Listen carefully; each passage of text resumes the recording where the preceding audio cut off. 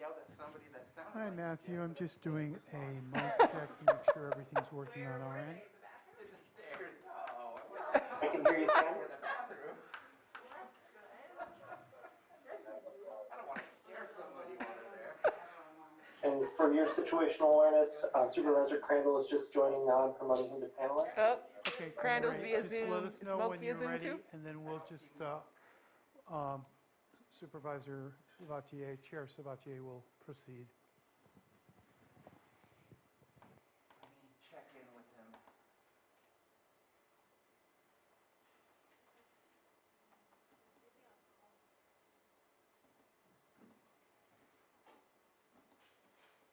Just know I have a 6 o'clock meeting, Bruno.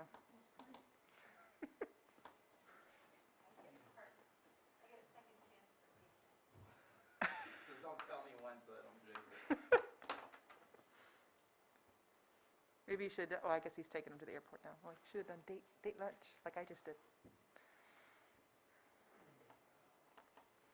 Okay. So we're just waiting for panelists. Are we missing panelists? That's what we just. Are we panelists? Yeah? I believe you're our panelists. We have 3 here, and then we have 1 on Zoom. So Perfect. We're all ready to go if Denise is here. Then I would offer you that you can join in on these seats. And Supervisor Scott, if you would like to Can we take go that back up seat, there? that's up to you.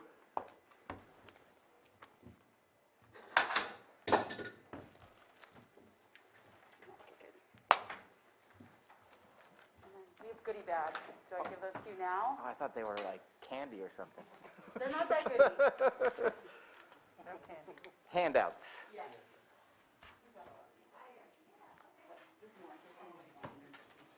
Thank you. And if you leave, yeah, you Jason, I'll give her. Wow, Thank you. Okay, we're going to go ahead and proceed. We are continuing with item 7.6, consideration of a presentation from the Cyanobacteria Communication Work Group multi-agency members. And with us today we have Angela Dow from Water Resources. I want to check in and see that Director De Leon is here with us, if he wants to kick it off or if he wants to just pass it off. I'll actually be leaving this, Supervisor Sabatier. Oh, okay. Denise Pomeroy, Health Director. Go for it. Thanks, Scott. I'll tag you next time, Scott. Hi, good afternoon, Board of Supervisors and community. This is Denise Pomeroy. I'm going to try to share my screen here. We have a, can everyone see that? Yes, we can. Okay, let me get back to my notes. We have a multi-agency work group update for you regarding cyanobacteria and Lake County. In July 2017 and again in 2018, the Board of Supervisors directed staff to establish a county-wide strategy in coordination with incorporated cities and the county for long-term all-sector approaches to HABs, and to develop a system for regular, factual, and consistent messaging to businesses and the public regarding HAB-related issues.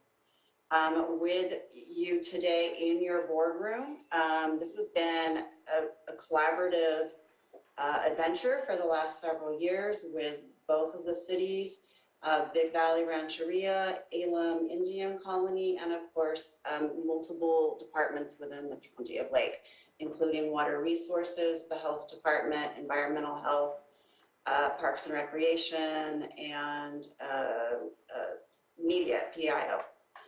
Also, we did for a while have one of the economic development members on our committee as well, as we came up with strategies to make sure that we were also considering economic development practices. Our goals for the presentation today is the introduction, which I just gave.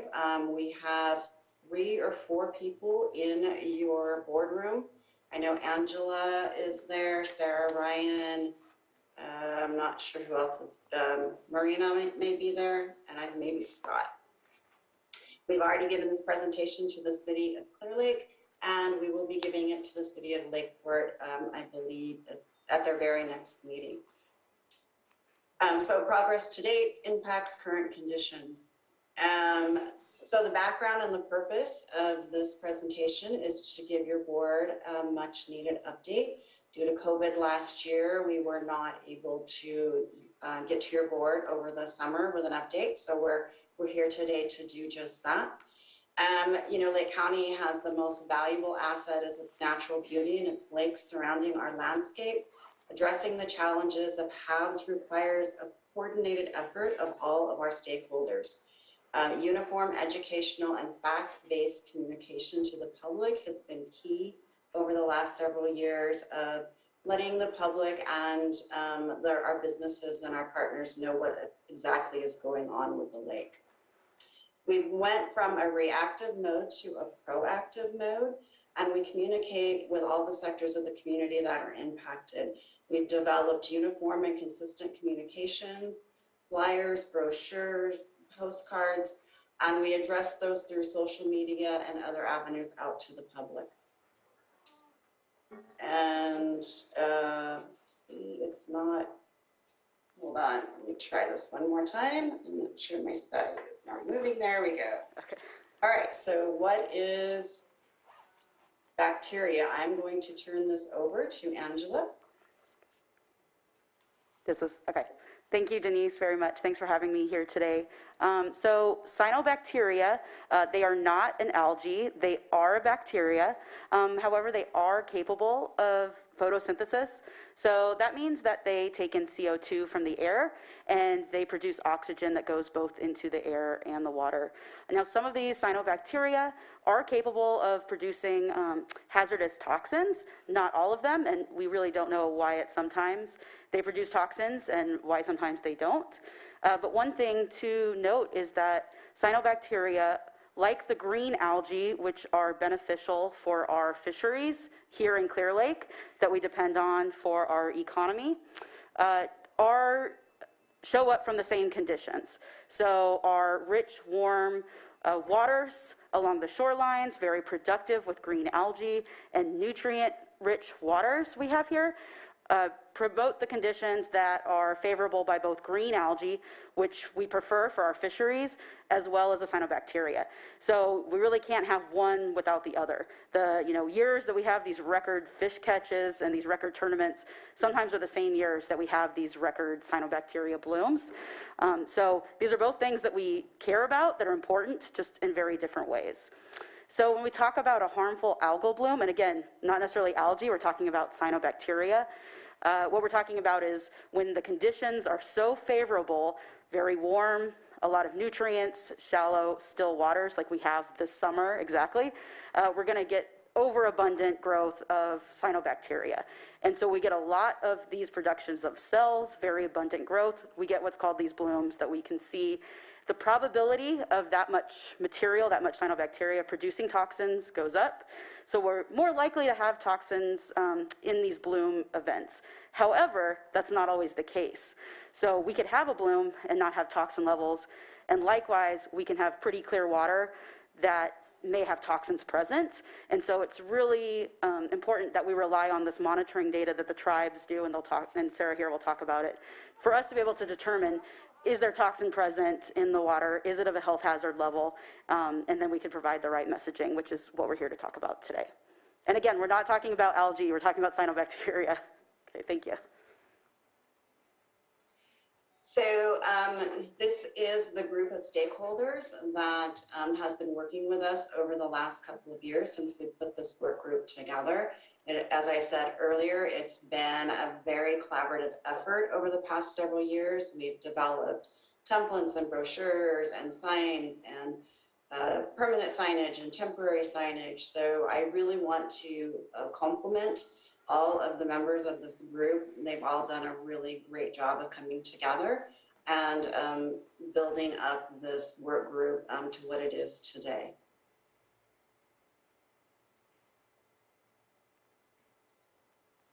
Good afternoon. My name is Sarah Ryan. I'm the Environmental Director and Emergency Management Director at the Big Valley Band of Pomo Indians. Thank you for including me in this group. I've been really happy to be a part of this messaging work group for the last several years. It's great to be able to get on the same page on this issue that affects us all. As this slide states, cyanobacteria is a global issue. If you look at what's happening in China, if you look at what's happening in Florida, in many parts of the world, there are cyanobacteria blooms that are impacting people. Of course, what we're feeling is what's here on Clear Lake and other water bodies in the county, but it is something that we're all dealing with. And so that's why it's important for us to have programs to limit the amount of nutrients going into the water, as Angela was just stating, and also for us to be aware of the harmful impacts that could be occurring, because we want to take care of our people. We want to take care of our animals. So the toxin monitoring that the tribes do, the program that Big Valley and ELEM started in 2014, and that we continue to this day, is another important part of the public health messaging that comes out regarding cyanobacteria and their toxins. What you're seeing on the map there is a state reporting site. It's mywaterquality.ca.gov, and you can go to that website, and actually, so you can see Clear Lake in that, and you can see we have a lot of monitoring sites. We've got more than 20 monitoring sites on the shore, and then we also collaborate with Water Resources and also UC Davis to get some interior sites. And the sites that we chose on Clear Lake have to do with high recreation sites, or some other sites such as gathering areas for tribes, areas where there are septic systems or a lot of tules, because we wanted to see if there was any differences in the toxin levels and in blooms. But this is a program that we've been growing over the last several years, or since 2014. If you click on this site, you will be able to see every water body in California. It's a California site, and what the toxin levels are at that time. The state has actually grown in their transparency of communicating this message as well. So it's a good tool for folks. You can also report blooms in this area. We'll talk about that a little more in this presentation, but it is a way for you to look. If anyone's traveling, they can go on this site and see what's happening in terms of cyanotoxins in those areas. However, not all water bodies in California are monitored. The Clear Lake is actually the most heavily monitored water body in the state of California, and that's because of the tribal program and our desire to see what's happening in various parts of the lake. Okay, we're going to turn it over to Scott now. I am Scott Horning. I'm the Deputy Administrator for Special Districts. This is a slide showing potential impacts due to HABs. I'm going to speak to the water utility issue. There's definitely an increase in O&M costs associated with the HAB blooms. There's an increase in chemical costs, in filter backwash intervals, in plant run times, in manpower to man the plants when they're running, as well as testing and sampling costs that are associated with the mandate now to test for the microcystin. This all results in the people who are getting their water from utilities that draw off the lake are paying a higher percentage of their gross monthly income to pay for water, as do similar surface water systems across the state. And most, if not all, of these communities are disadvantaged. So we get a little double bang there. That's it for me. Okay, back to me. There are resources available for agencies to communicate with the public regarding cyanobacteria risks. For example, this is the 4 steps to effective cyanotoxin communications. It is a toolkit that was developed by the Water Research Foundation and American Water Works Association. This is the toolkit we use here in Lake County to tell us when to post different signs, when to take signs down. So there are lots of resources that have been developed over the last several years.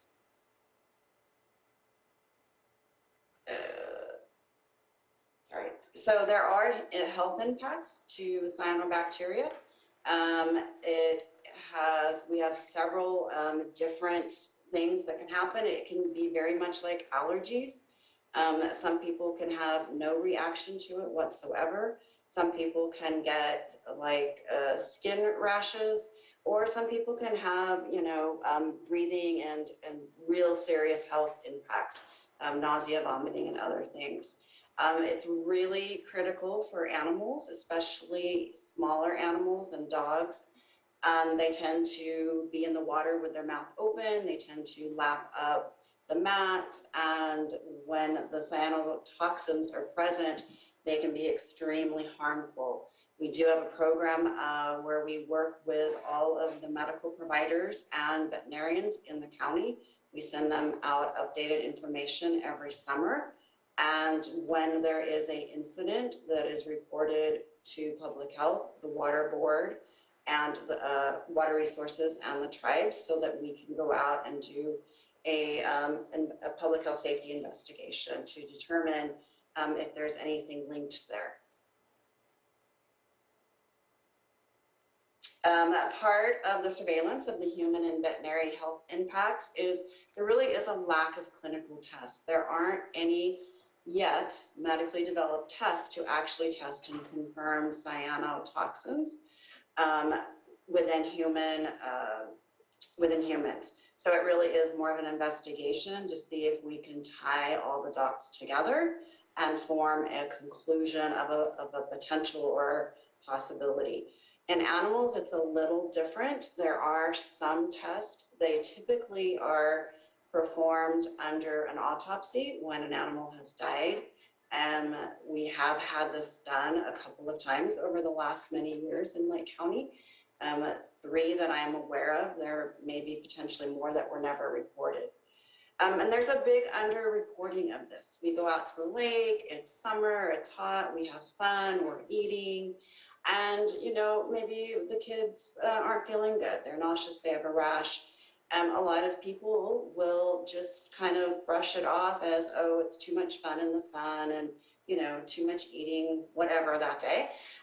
But it does have some real human and animal impacts on health and safety. So we do want to make sure that cyanotoxins, if somebody has been in any natural body of water, whether it's Clear Lake or whatever, and they come into a clinic or an ED or an animal ends up in the veterinary office, we want to make sure that we're at least looking to see if they've had any exposure. We have physician references. These are out all over the county. I do believe Angela gave you guys some presents up there earlier. And we do, like I said, send these out to all of the clinics, all of the EDs here. And then we have a different version for animals that we send out to all the veterinarians, just to keep it in their forefront of their mind during the warm summer months. So that's just the back side of that same little brochure.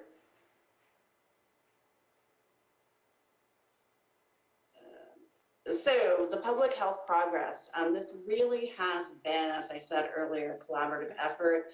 We hear all the different players that routinely participate. If we have invasive species, Angela refers the patient to us with medical symptoms, whether it's called in to the My Quality Water Board or whether we get a report directly from an ED physician, or if somebody calls Water Resources or Sarah Ryan and says, hey, my dog is sick after playing in wherever.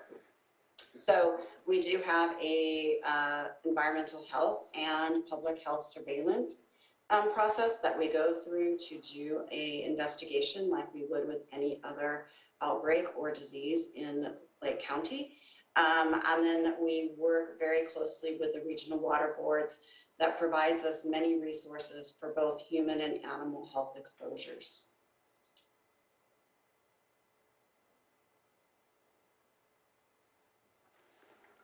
And I'm going to turn it back over to Sarah.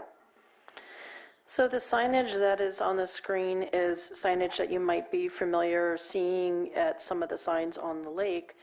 These are recommended signs that the state came up with that has familiar icons. They've kind of tested those icons to see if people of different language groups understand them.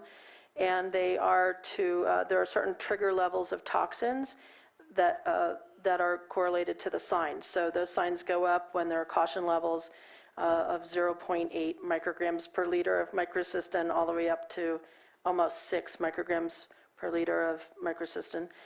And the caution signage is basically the biggest thing about the caution signage is you shouldn't be eating any shellfish from that area. The rest is okay, but you do want to keep kids and animals away from any mats or any blooms that you see. So that's the low level of toxins. The warning signage actually says no swimming. There's also more care you have to do in terms of eating fish. You've got to throw away the guts and you need to wash it off carefully. The warning signage is put up when there are 6 micrograms per liter of microcystin, all the way up to almost 20. At 20 micrograms per liter and higher, the danger signage is recommended to be put up, and it actually says to stay out of the water until further notice. We've had plenty of danger levels of cyanotoxins over the 8 years that we've been doing this.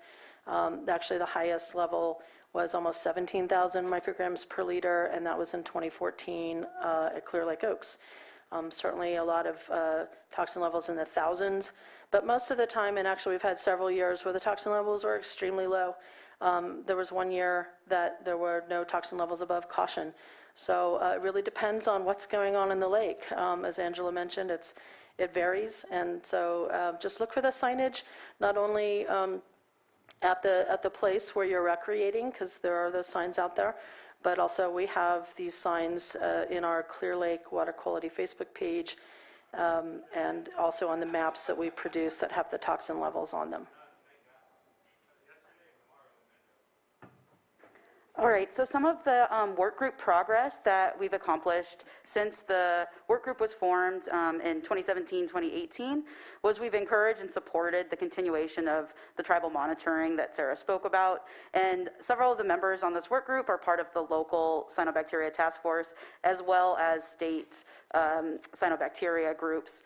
And it is a multi-agency collaboration. So the cities have representatives, of course, different departments within the county and the tribes, and to keep these work groups going regularly throughout the season of cyanobacteria, but also the off season, is pretty significant. And together we've worked on, successfully putting together the signage, getting it produced, getting it distributed out there, both the permanent signs that are around the lake and then these temporary signs, and getting them up when there is an event and then taking them down when there isn't, right? We don't want sign fatigue. That's a really important thing. So when there isn't anything come up within the samples at the area, we do want to take the signs down in accordance to the state recommended time periods.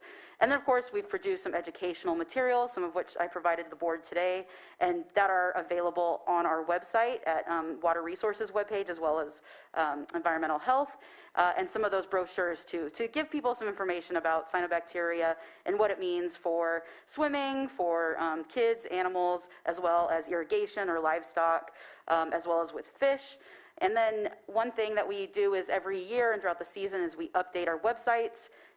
We test all the links, we make sure all the most recent resources from the state and federal agencies are available on those websites. And the press releases, so at the beginning of the season, our public health officer will send out a press release to the community, letting everybody know, there is the season for cyanobacteria, and here's where to go to get information, look at the signage, and then we also send out press releases when there is a concerning bloom event based on the monitoring data that the tribes provide.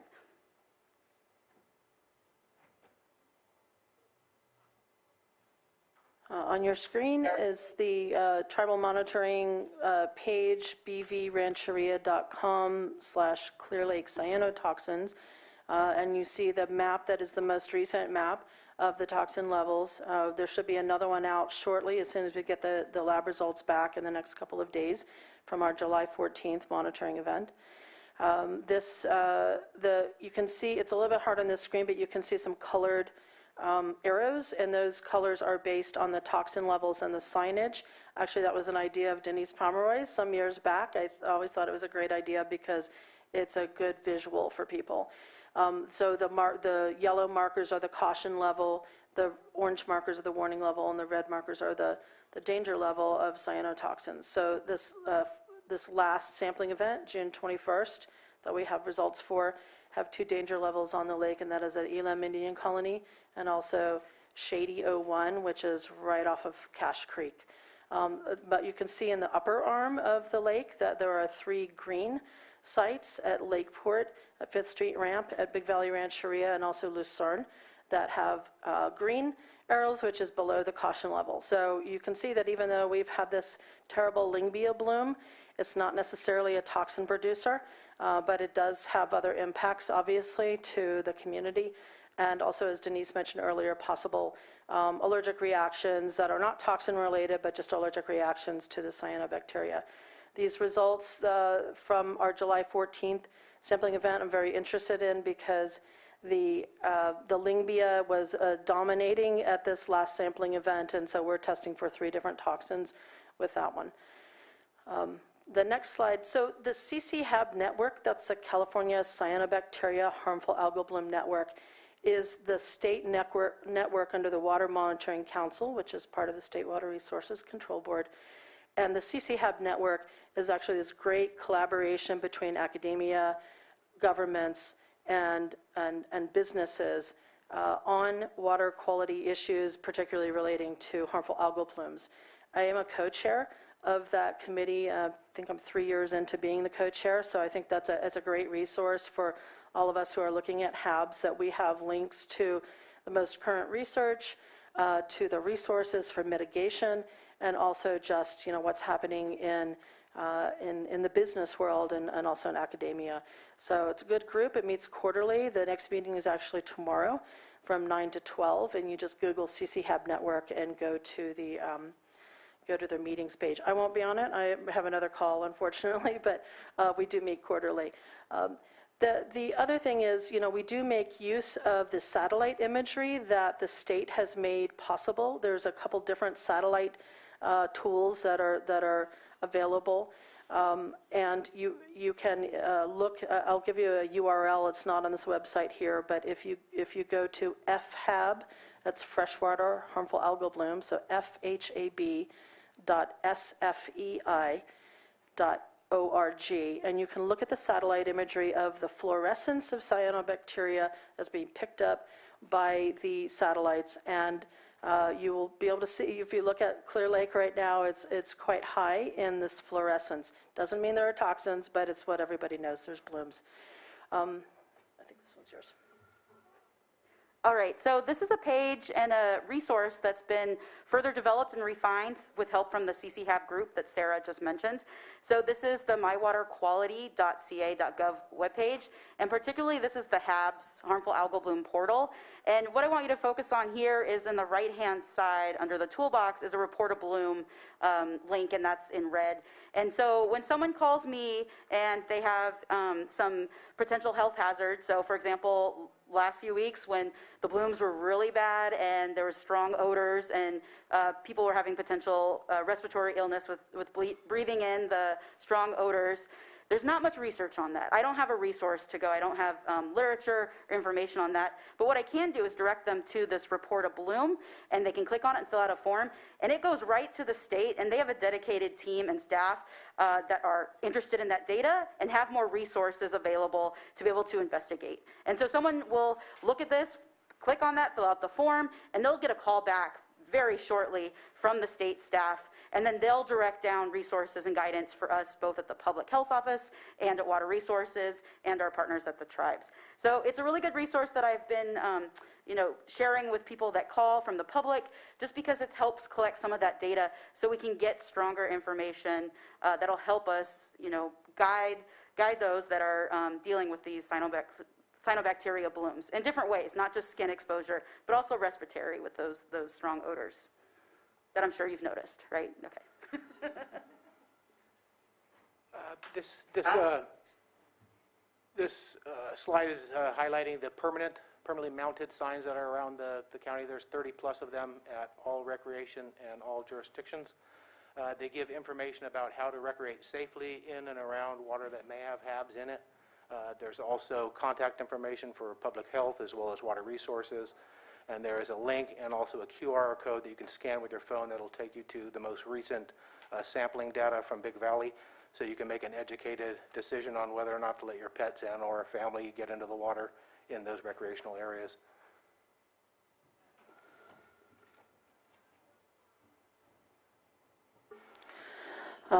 This map shows where those signs are, and we have, as Scott mentioned, we have it in all jurisdictions, and those signs also get regularly updated with the caution, warning, danger signs as appropriate, so people can go to those sites.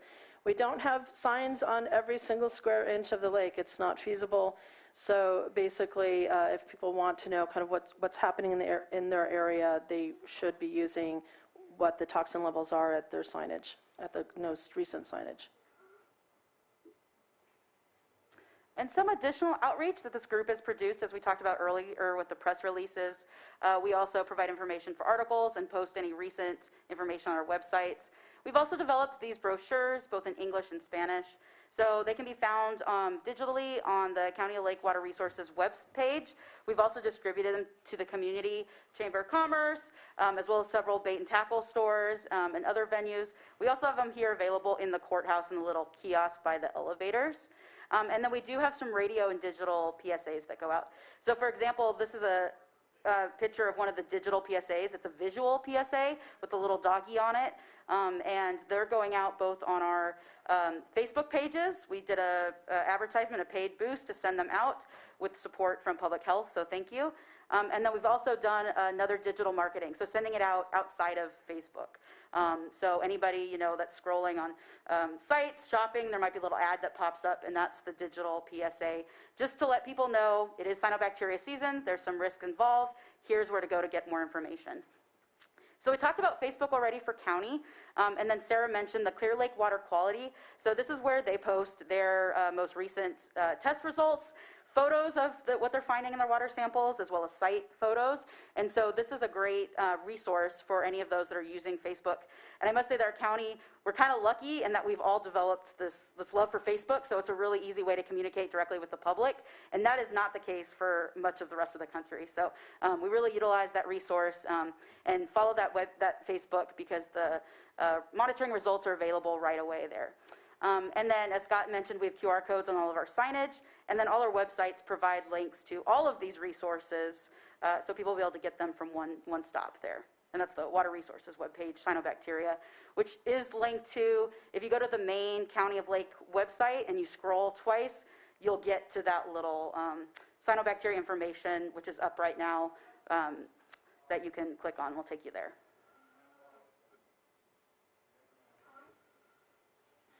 I'd also like to put a plug for these small drinking water systems. Actually, private systems is the more appropriate term, and those are for those households on the lake that have 1 to 4 service connections, so they're linked to 1 to 4 homes.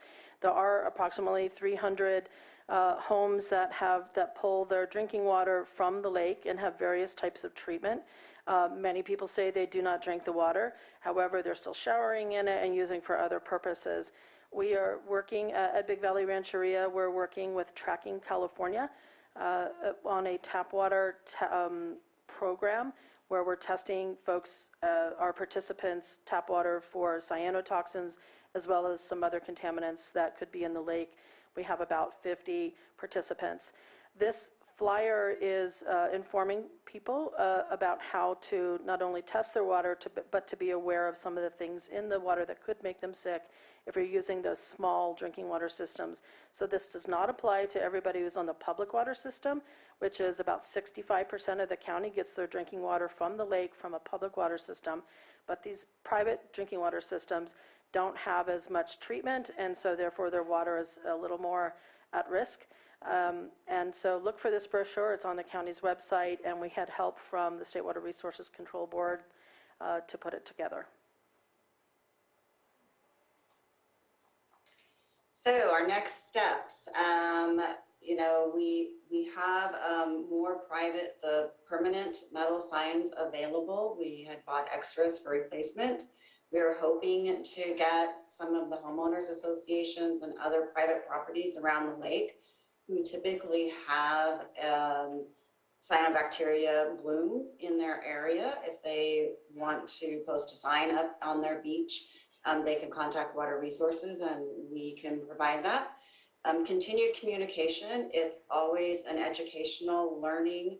We learn every day about different things that happen. The continued monitoring from the tribes is so important. They started this, back in 2014 when Dr. Tate was here, and they've just done an amazing job throughout the years and really looking out for the health and safety of our lake, our residents, and our animals. And then we always want input from our community leaders, and that's why we have both cities and different county departments on the work group, is we want to make sure we're really communicating at all levels for the public. And with that, let's see, we're at our last slide. So here are your contact informations from Lake County Water Resources, Public Health, and the Big Valley Band of Pomo Indians. And at that point, that ends our slideshow. We're happy to take any questions. Thank you very much for this presentation from everyone involved. Any comments or questions? And yes, I think we've all smelled or experienced the algae, and this year is reminding me a little bit of, I think it was 2012 or 2013 where it got pretty bad then too, and I think we started seeing some better years, but we're going back downhill at this moment in time. And hopefully we will see a change in our drought situation, which will increase the level, make it more difficult to warm up the body of water, which makes it more difficult for this type of algae to grow. But we are in a perfect storm at this moment in time, and some are definitely much more affected than others, depending on the flow of the lake and if it's getting caught in their coves or not. So, any yes, please, Supervisor Pyska. I really appreciate the collaboration from so many groups working together. This is really important information for our community and for the research too. I was looking at the FHAB site that Sarah mentioned, and I don't really see any other bodies in California that glow this way. So that's kind of shocking to me. I see a little bit here and there, but that's pretty significant, and that I think that points to the need and the level of research that we have going on in our lake right now. And I just want to mention that I got to go out on the sampling mission and help. So it was really important for me to see how that process works. So thank you. Thank all of you, and Denise as well, for this continued collaboration. And if I may, just to add to the glow on the map, I'm not the expert, but I believe that our average depth is about 20 to 30 feet. Am I incorrect on that? 27, yes. I would suggest that compared to other bodies of water, that's not always the case. And so we're fortunate enough that we still have water in our lake in comparison to others that are seeing a real reduction in their acre feet of water left over. But at the same time, it's the shallowness that really, it gets warm before it can really dry up, and so that's what creates the algae. So I think that's probably one of the major reasons that we see our lake glowing. Please correct me if I'm wrong. Well, also, the smaller lakes aren't actually picked up by the satellite imagery. There has to be, I forget, it's at least 30 acres to be able to not be interfered with the land around the water. So there are a lot of water bodies that aren't picked up on it. And I'd also add, you were correct, and you talked about the low water levels and no dilution from the rain, and that's exactly what Clear Lake has, that a lot of these other lakes that are larger don't have, in that we're looking at reservoirs, right? Every year reservoir drains most of its water and then gets replenished again. That's the whole purpose of the reservoir. Clear Lake does not function that way, and those reservoirs are 60 years old, maybe 100 at the most. Clear Lake is 500,000 years old. She's an old lady, she's got a lot of health baggage, and she doesn't ever fully replenish, and that water never fully drains. Even in a drought, we're always going to have that water and that nutrient-rich base there, and so that's all that food and source for those blooms. But it also makes that green algae, which is the beneficial that we need for our fishery, right? So we can't have one without the other there, whereas these other reservoirs, all their nutrients kind of flow out and then replenish with fresh, clean water from all the winters. And they don't have a world-renowned fishery like we do. Yes, we do. Ms. Ryan, I have a question for you. I know that you have been working in Big Valley to deal with the algae for quite a long time, and I believe you found certain levels of success in what I believe is somewhat of like a bubbler or a sprinkler system. I know that I'm getting a lot of calls from whether it's commercial areas, hotels, or private properties. What can they do? And I'm sure they need to work with water resources. It's all on lake bed. But what can they do to take personal responsibility on making this change in their area? I'm not sure if anything can be done at this point of the year because the lake level is so low. But what we have done on Big Valley shoreline, both on the shoreline and when the tribe owned Clear Lake Vista, formerly known as Ferndale on Soda Bay, is we had either manual water aeration through a water pump and just basically spraying the lake water back into itself to disturb the, anything that might start blooming. And we also had a diffuser that is what you would have in an aquarium. We got it from USA Blue Books, Casco Aerator, I think is what it was. And it sits at the bottom, and basically turn it on, you have to hook it up to an energy source, and it bubbles. And that bubbling, that oxygenation, not only stirs up the waters in that area, but it also allows other organisms that are in there to potentially outcompete the cyanobacteria. As Angela said, everybody wants that same fertilizer, the same nutrients that's in the bottom, weeds, plants, and cyanobacteria. And if you can get the plants to take it up rather than cyanobacteria, that's great. So if you oxygenate and kind of stir it around early and often is what we say at Big Valley, do it early and often. So at this point, where it's mostly sludge and scum and the lake level's so low, I think it would be kind of difficult. I know that folks in the county and the cities had airboats, and they were doing things to kind of stir it up.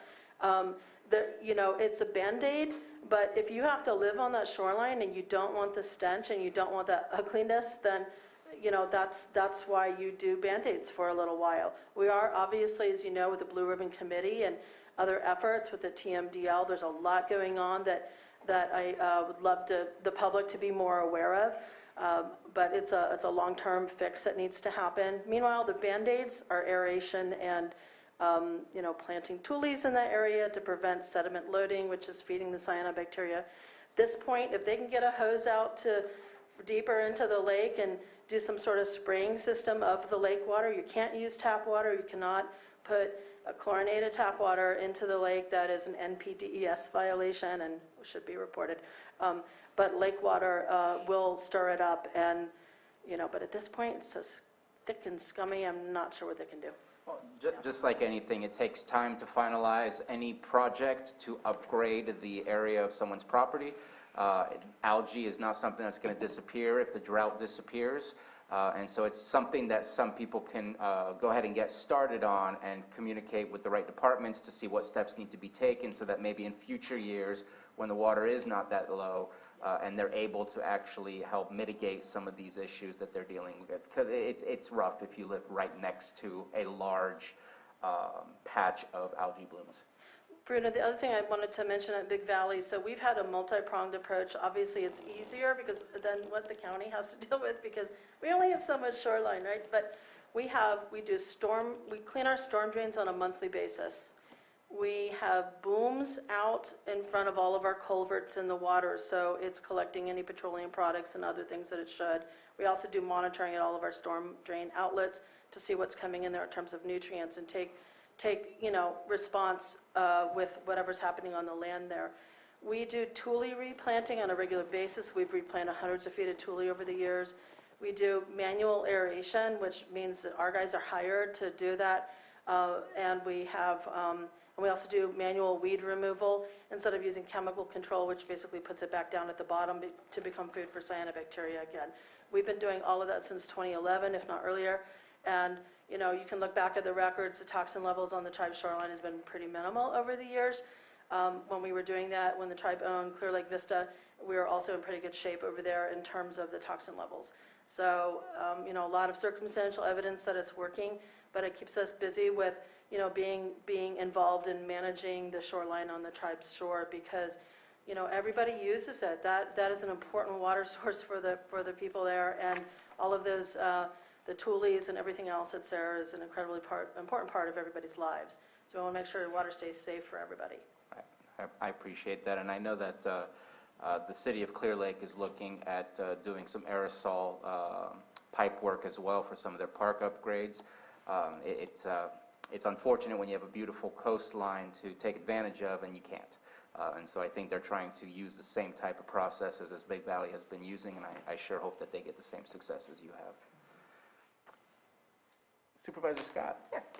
Just want to thank you for coming out and educating us and the public, and Sarah mostly for going out there and correcting misinformation. I see you many times on Facebook when people are giving information, and you're right on top of it. You're right on top of correcting what they're saying and educating the public, and that's definitely what is needed, for Lake County.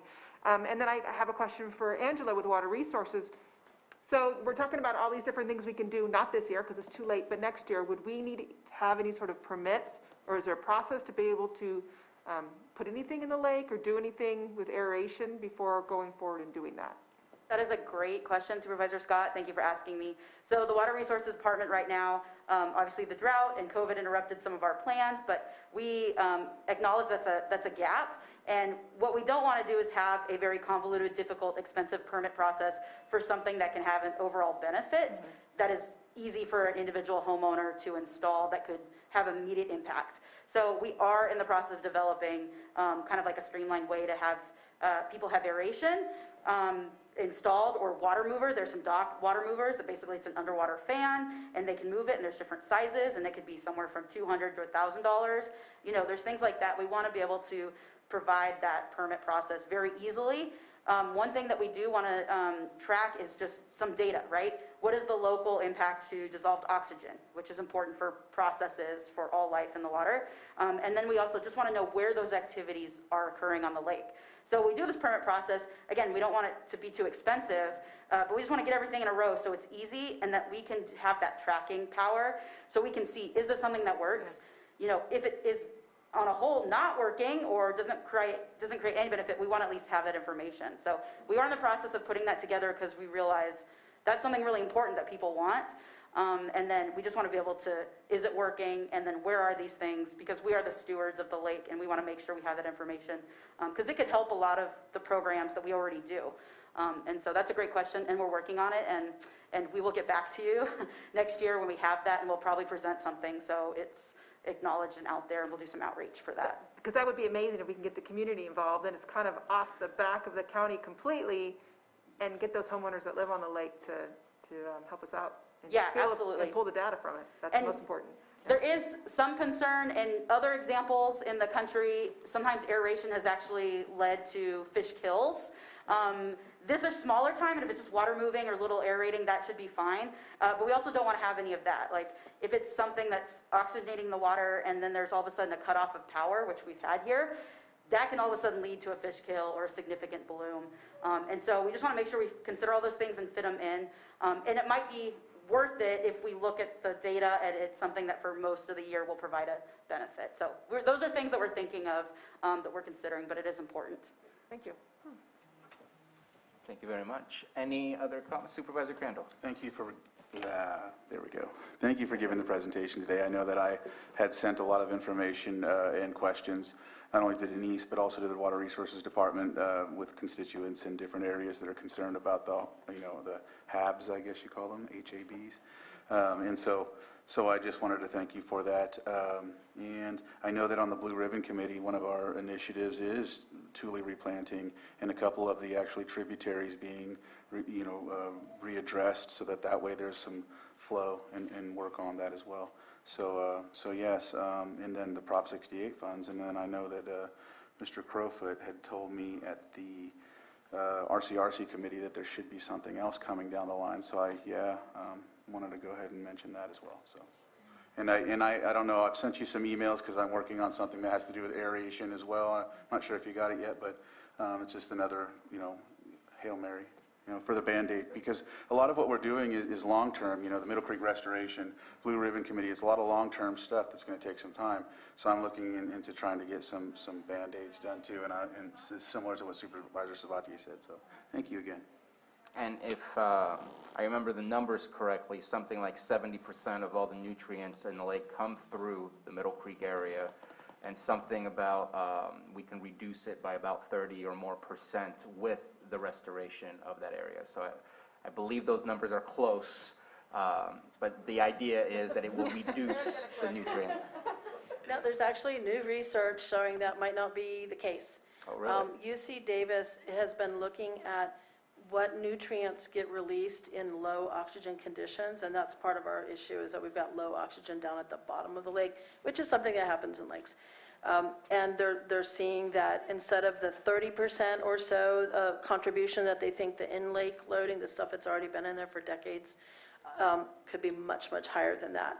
So that means that we've got to come up with a solution for what's happening, what's already in there, and keeping it from going back into the cycle of things, which is why the oxygenation, though it's a logistical issue, how to make that work here, it's still an important part of the equation. Middle Creek project is still an important project. Anywhere where we're reducing the amount of sediment loading that's coming in, brown water when it's raining, that's what we want to try to limit, no matter where it's happening in the lake. But Middle Creek is a great project to have happen. Absolutely. If there's no further comments from the, Yeah, sorry. I just wanted to ask you, just to highlight, because I can't answer this question, and I'm asked it all the time. And I never studied the lake as thoroughly as you have either. So like in the 80s, 70s, a lot of people refer to the time when it was more clear. Was there studies of this same blooms happening back then? And if there wasn't, or if there is, what would be the difference? Is it the climate change, or? I have a little bit of an answer, and probably Angela has more. The toxin studies did not really start until, I think, 2013. Okay. So the county hired UC Santa Cruz to look at the toxin levels in the lake and also do counts of cyanobacteria. The highest toxin level at that time was 29 micrograms per liter for microcystin. But, and there was a lot of cyanobacteria in 2013, but the toxin levels not so high. Nobody was really measuring toxins prior to that, as far as I know. The World Health Organization did come up with toxin levels and also cyanobacteria cell numbers that they think people should change, caution, warning, danger type thing, and back in the 90s. So there was already a knowledge and understanding of cyanobacteria and cyanotoxins back in the 90s, but California didn't really hit on that until much later. So I do know that portion. You probably know the rest. So one question you asked was, was this happening earlier? And I actually have a newspaper article from the Record B from 1968 where they proposed to reroute Pillsbury or the Eel River to come down and flush out Clear Lake. It didn't pass, thank God, but that was, they were so, distraught about the blooms in the lake that they wanted to basically just push them out by adding some, flow. So it's been an ongoing thing. Of course, climate change, what happens is, right, we have less precipitation, and then we have a warmer season, right? When have we ever had a summer where June had multiple days of 100-degree weather? We haven't. So it's getting hotter, longer periods with less of that diluting water. So yes, all of that contributes to the bloom period and the conditions that make those bloom events more severe longer and here more often. I have done research, and we see spikes in phosphorus during these drought years. So the state of California has drought data from the last 25 years, what they define a drought, and during those periods is when we see consecutive years of phosphorus going up in the lake, and that's the food for the cyanobacteria. So we're definitely seeing those relationships between the drought conditions and these bloom events, and we're probably gonna have more droughts, so we'll have more of these bloom conditions. Thank you for answering that, because I get screamed at that, the good old days in the 70s and 80s, the lake wasn't as bad, and what's going on, and why aren't we, fixing it? And frankly, you can't fix a lake. You can only heal a lake. It's a living thing. It's a living organism. So, but thank you for answering that. And I believe that on the Water Resources website, not sure if it's still there, but I remember reading that in the late 1800s, there was a biologist who was talking about how beautiful the area was, but that in August, the lake would become a split pea soup green, where he said wildlife would continue to thrive. And so it's definitely been an ongoing issue of algae. I know there's been an evolution in the algae that has created the lyngbia that we're seeing. and others that we're seeing, but it's, the lake, I think, has historically been shallow, and therefore has the capability to create those conditions. I thought that was an interesting read, that it's that long-term that this has been occurring over here. So let's go ahead and open it up to the public unless there's further comments. All right, let's go ahead and open it up to the public. I know we've had a hand up here in the boardroom, so let's go ahead and get started before your hand gets tired.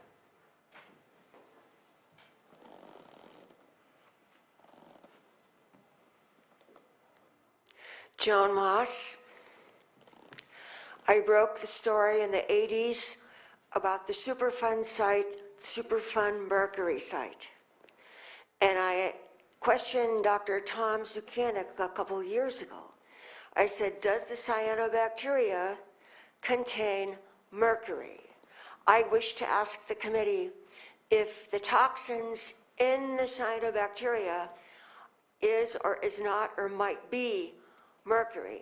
And if we're not to eat the fish in Clear Lake, is it because of the mercury in the lake or the cyanotoxins? Do the cyanotoxins mix up with the mercury? Thank you. Oh. And is the site still a Superfund site? And has the problem of mercury been solved? That's yes, it's still a Superfund site, and no, it hasn't been solved. No, there's still a long way to go on the Superfund site. I do know that the fish advisory for the fish on Clear Lake is, which does allow people to eat a certain amount, depends on whether they're a woman of childbearing age or a child under 18 versus a man.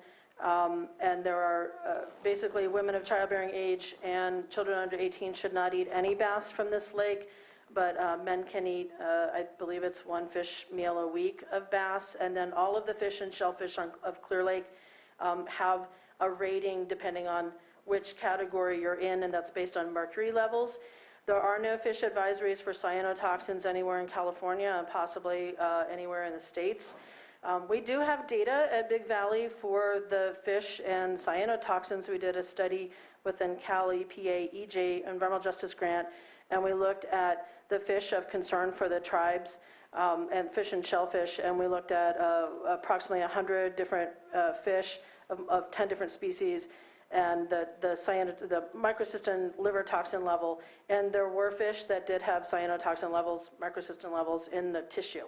As well as in the liver. So it's not something that has been elevated to the state in terms of, I mean, they haven't created a fish advisory because of cyanotoxins, but we've got some baseline data. So I just want to answer that. You know, in terms of, I mean, cyanobacteria is, I mean, there's some information about cyanobacteria and mercury. It's not, I don't have it. I mean, I really don't, I couldn't answer that part of the question, but I do know that the toxins that are in cyanobacteria are not mercury toxins. I mean, they are neurotoxins or skin toxins or liver toxins. That's what we monitor for. Is there mercury in cyanobacteria? Well, methyl mercury attaches to proteins. So is it possible that cyanobacteria has methyl mercury in it? We certainly haven't tested for that. I don't know if it's out there, but good question. There are people working on it, not me though. Thank you for that question. Seeing no more questions in the audience here. Anyone in the Zoom room? Just last call for a hand up. All right, let's bring it back. And I will say that I know Supervisor Crandall and myself have been in touch with EPA, who has been giving us some updates as to where we are with the Superfund site and the cleanup. I will just state that it is frustratingly slow. And it's also very frustrating that the responsibility has been deferred to the taxpayers rather than the original mine owners. So that's a little frustrating to me, that we have to end up cleaning up the mess that someone else created. Definitely more impact to the Elam colony than anyone else, but I think overall it does impact the lake, especially in that region. So just wanted to provide that update. And I believe we have an upcoming meeting. I remember seeing an email not too long ago, but I don't see it on my calendar quite yet. It's this month. It's this month? Okay. Anything further from the board? Thank you very much for the update, Director Pomeroy and your team. I really appreciate the information provided to us as well as the public, and thank you for your work. Thank you. Thank you. And so that will conclude our open session for today's meeting. We will be going to closed session. Right now, currently on our agenda, it states that we have 6 items. Item 8.6 will not be discussed, so we will go ahead and table that item for a future agenda. But I will read the rest. 8.1, Public Employee Evaluation Title, County Librarian. 8.2. Mr. Chair, Oh. there's no need to discuss 8.1. I had a feeling as I was reading that I might have missed that one. So we will Yeah. be pulling 8.1 as well. 8.2, Conference with Legal Counsel, existing litigation pursuant to Government Code, Section 54956.9, D1, Nichols versus County and Lake et al. 8.3, Conference with Labor Negotiator, A, Chief Negotiator M. Long, County Negotiators C. Hutchinson and P. Samick, and B, Employee Organizations, LCDAA, LCDSA, LCCOA, LCEA, LCSEA, and LCSMA. 8.4, Conference with Legal Counsel, significant exposure to litigation pursuant to Government Code, Section 54956.9, D2E1, one potential case. 8.5, Conference with Legal Counsel, significant exposure to litigation pursuant to Government Code, Section 54956.9, D2E3, claim of McQueen. And that will be all from our closed session. The rest has been tabled. And so with that, we will be receiving a invitation to closed session Zoom. Is that correct? Yes, Mr. Chair, Okay. momentarily. So thank you again, everybody, for joining us today, and we are going into closed session.